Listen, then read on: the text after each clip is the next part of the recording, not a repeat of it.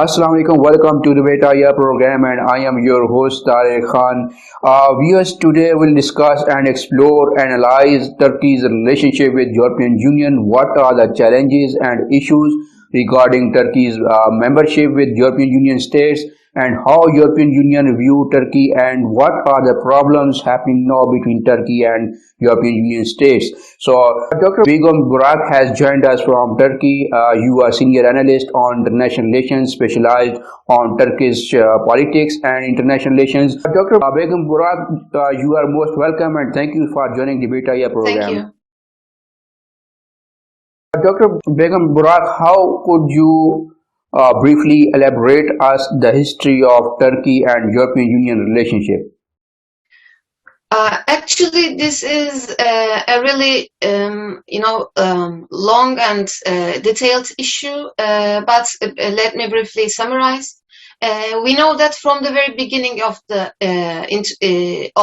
establishment of Turkish Republic by Mustafa Kemal Atatürk, one of the most important objectives of the state leaders of the Kemalist elites was to make Turkey a modern and westernized country.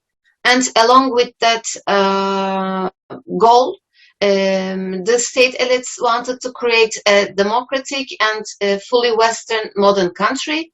And so this was, first of all, like an ideal, like a goal for the state leaders.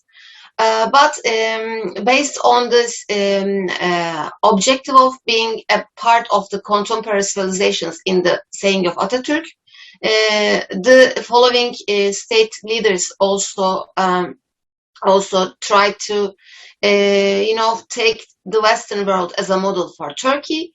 Following this, national dream or national goal, Turkey tried to establish good relations with the Western world, and so first of all, in 1959, Turkey. I think, yes, signed some kind of agreement for the first time to become a part of the European community. It was the name of the union at that time. And then Ankara Agreement is one of the important treaties that Turkey signs in the path to becoming a part of the EU. 1963 was an important date in this regard in Turkey's EU membership process. The Ankara agreements, and then ups and downs were witnessed in this journey. And in 1999, Turkey became an official candidate for European Union for the first time in 1999. So this is also another important date while analyzing Turkey-EU relations. In the early years of the Justice and Development Party rule, Recep Tayyip Erdogan and his team had done a really good job in making Turkey become more close to the European Union. So there had been some steps. Some steps were taken within the framework of Copenhagen criteria, like the democratization of civil-military relations was one of these steps taken in the early years of 2000s. Erdogan, democratized civil-military relations, and before that, Turkey was not very, democratic in terms of its relationship with the army. So briefly, I can say like this, but after 2015, the EU membership process has come to an acceleration. I mean, after the failed coup attempt in Turkey, we know that there has been a considerable degree of authoritarianism, and the human rights violations have been one of the topics that the European observers and the European Union countries criticized Turkey in this regard. So for almost 5 or 6 years, Turkey has been going through like a boring process with its relationship with the EU in terms of this human rights issue, and there are some other issues like Cyprus issue, which also weakens the relations with the European Union. So I can basically say like this. Dr. Burak, in one of your articles titled Turkey's European Union candidacy from an identity perspective, the end of clashing identities and security cultures. In this article, you have focused on the question of why Turkey wants to be part of Europe by carrying out a considerable amount of reforms. So, building on the social constructivist international relations theory, your paper told that the realist international relations theory cannot provide a sufficient explanation in revealing Turkey's reform movements towards becoming a full member of the European Union. So, could you please explain us in more in details about that identity issue and the theories? How would Actually, you this was an article analyze this? that was published almost 10 years ago. The basic argument of the article was that we know that there are some basic international relations theories like realism and social constructivism, liberalism, and like Marxism. And we know that realist theory argues that the international environment has an anarchical nature, and so that the states cannot trust one another. So the states, in order to survive in the system, the states need to protect and need to promote their own interests. So, in such a world, while the states are following the self-help principle of realism, this means that states cannot, trust the other states, and also the international organizations do not play an important role within the framework of realist IR theory. But I argued in my article that realism is not very sufficient, or it is not enough to understand the relations with the international organizations like European Union, because unlike what realism tells, the existence of such international organizations like European Union or United Nations tells us that the states can also cooperate, and they don't have to compete with one another all the time, so they can cooperate and interact with one another, and they can sometimes pursue some similar objectives. They can have some similar goals. So Turkey's attempts to become a member of EU can be analyzed from the perspective of social constructivism. In fact, this has also how can I say it? This has also a challenge in the argument, because yes, social constructivism argues that states can construct some ideas, and they can interact within the system. But also we know that there's another argument. Many people call European Union as a Christian club, but Turkey is a Muslim country. So how can Turkey become a member of European Union, become a member of this Christian club as a Muslim with her Muslim identity? So in this sense, my article has just like a challenge inside the arguments. But what I was trying to say in this article was that Turkey, through becoming a part of the EU, Turkey can eliminate this identity and security dilemma, this identity clash discourse. Turkey can overcome such a problem, and if Turkey becomes a member of the EU, this will show that unlike what realism tells us, the states can cooperate with one another within the membership of international organizations, and that they can promote some certain principles like democracy or rule of law or world peace. So basically, in my article, I try to address such an argument. Dr. Burak, what do you think? What kind of challenges are existent in today's Turkey for the European Union membership process, and what message would you like to deliver to Turkish as well as European Union leadership? Yes, actually, there are many challenges at the moment. To be honest, I'm not a very optimistic observer of the developments in general sense. But for example, when I make, I take a look from the historical standpoint, I can see that Turkey has been struggling very much to become a part of the EU, but somehow every time some foreign policy issues like Cyprus issues, sometimes some economic issues like the oil and the energy and the gas issue, in the Mediterranean region.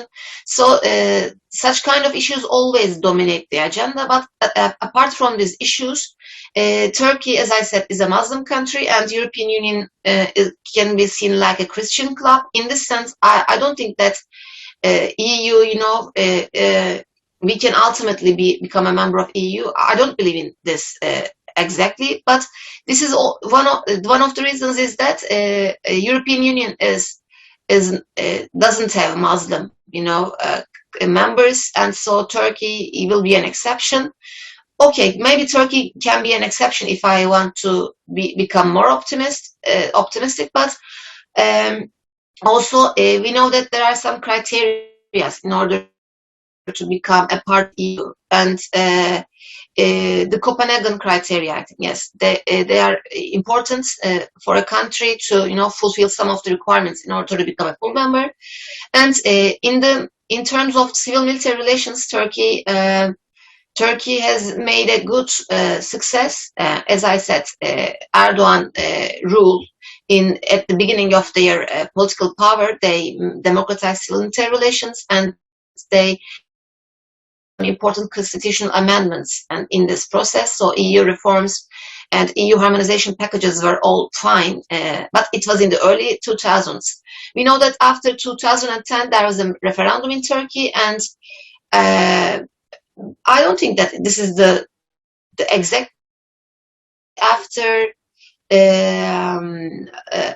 after the Gezi Park movements, we started to see some sort of authoritarianism rising in Turkey's political authority, and this unfortunately became more and more visible in the aftermath of failed coup attempts in July 2016. And what the EU in recent years underlines is that there has been some human rights violations in Turkey.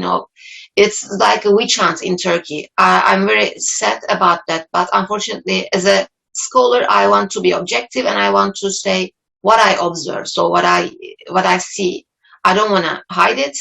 In the aftermath of this failed coup attempt, many people in Turkey were labeled as terrorists. Yes, some of them may be terrorists. That's right. But in order to define which citizen is a terrorist and which citizen is not, there must be a very important and detailed work and research about that. And however, I don't think that in recent years, for maybe 5 or 6 years, this has been a bleeding wound for Turkey, because many people have been put behind bars. Yes, some of them are guilty, but some of them are not. And also, I think EU is trying to also put some light on this side of the coin. So Turkey, in terms of rule of law, in terms of human rights, and also some other issues like press freedom and some other issues like democratic consolidation, Turkey has some problems. But of course, also the EU members are not perfect. They also maybe have similar problems. So I don't think that Turkey is going bad, but I think that Turkey should be more democratic, and it should follow a more fair approach in terms of its justice in the system. If Turkey wants to become a member of the EU in the near future, but I'm not very optimistic. I don't think that EU is a very successful organization, because that there was an event in recent years called Brexit. So Brexit means Britain and exit. So United Kingdom as one of the important actors in the EU project, EU organization. Britain, United Kingdom left the Union. And also there are some discussions in other countries, I think, as well. So I don't think that EU is a perfect union, is a perfect organization. So Turkey is not the problematic side in this, relationship. But for more than maybe for more than 5 decades. Turkey also has been trying to become a part of the EU. So also EU wants Turkey to fulfill some requirements like rule of law, like the Copenhagen criteria, and some other issues like Cyprus issue and some other issues. But I don't think that EU is 100% is on the right side. It's not on the right side because in terms of the Cyprus issue, the sovereignty debates and other issues. So I think EU asks Turkey much than it asks the other member states. But if you look at the economy of Turkey also, Turkey is not in a very good situation recently. So if I am to draw a general picture of the relationship, I don't think that Turkey will become a member in the near future, but I think this is not only because of the flaws or all, because of the shortcomings of the Turkish side. Also, the EU has its own problems, and I think EU also does not play very fair in this in this game because we know that there are also some human rights violations in other parts of the Europe. But when it comes to Turkey, maybe because of the Muslim identity of Turkey or some other critical issues like Cyprus issue and some other energy issues like the oil drilling issues. I think EU also tried to promote the certain interests of their own, their own sphere. So I think Turkey has not been being treated in a very fair way. But if I am also to criticize my own country in terms of democracy and human rights, Turkish has a long way to go. So I think the Turkish government should do more to make Turkey a better place in terms of rule of law and in terms of the protection of human rights. Basically, I can answer like this. Dr. Begum Burak, thank you so much for your time, valuable, precious analysis on your Turkey and European Union relationship, especially explaining the Turkey challenges, problems towards European Union membership process. Thank you so much again. Viewers, thank you so much. See you in the next episode. Till then, take care. Thank you so much. Allah Hafiz. Thank you very much. I really appreciate for inviting me to your tour program. I also subscribe to your channel. Your channel is awesome and I try to follow it. Thank you very much for inviting me. I'm very happy today.